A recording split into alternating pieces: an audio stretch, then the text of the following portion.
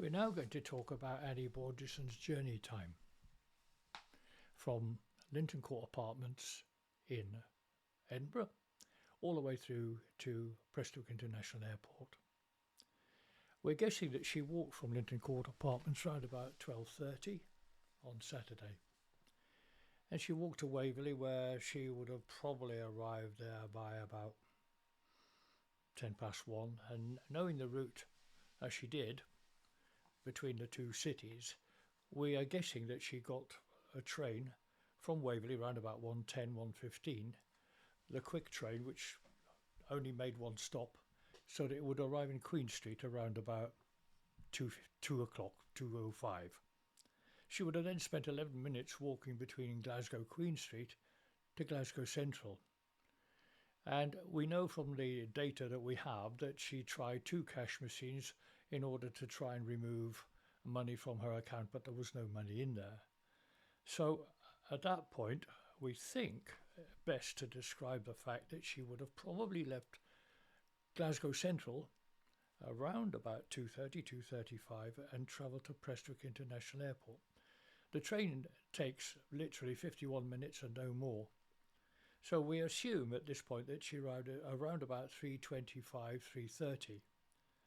The reason for this is quite simple. If she was seen on the beach around about 4:25, not far from where she was found drowned, allegedly, then we wouldn't have been able to identify her, or the police looking at CCTV camera images wouldn't have been able to identify her walking, allegedly anyway, walking down Station Road in the afternoon. Any later to that, because, let's be frank, it starts to get dark very, very quickly in December, and the gloaming, as described to me by one witness, was definitely in place at around about 4:15, 4:20 on that Saturday afternoon. Okay, so Annie arrives at Prestwick International Airport and goes into the car park. She's there for quite a time, according to the CCTV images. Having said that, the CCTV images at the time are relatively inconclusive because there are gaps in the transmission, either on purpose or otherwise. The police say she walked down Station Road and presented the family, and I've seen these CCTV pictures as well, with evidence of Annie walking down Station Road. The family, and in fact I've been part of this discussion, was shown to a inspector of police, a detective who was very, very used to looking at images. Unfortunately, he now died, but he said, no, I wouldn't put my pension or anything else on saying that that was Annie. It was just a person of similar build, impossible to decide whether she was male or female, and therefore, as a result of that, carrying some kind of shoulder bag, which could have been a sports bag, but definitely, according to him anyway, wasn't Annie. Now, the most recent BBC documentary by Rogan Productions, that was Annie walking down Station Road, and we saw yards and yards and yards of CCTV pictures and concluded that it was her. I conclude that it wasn't. Annie arrives in Prestwick, let's say, around about 3:25, and for whatever reason goes into the car park. Some said she went for a smoke. She was wearing nicotine patches, so she was probably trying to give up.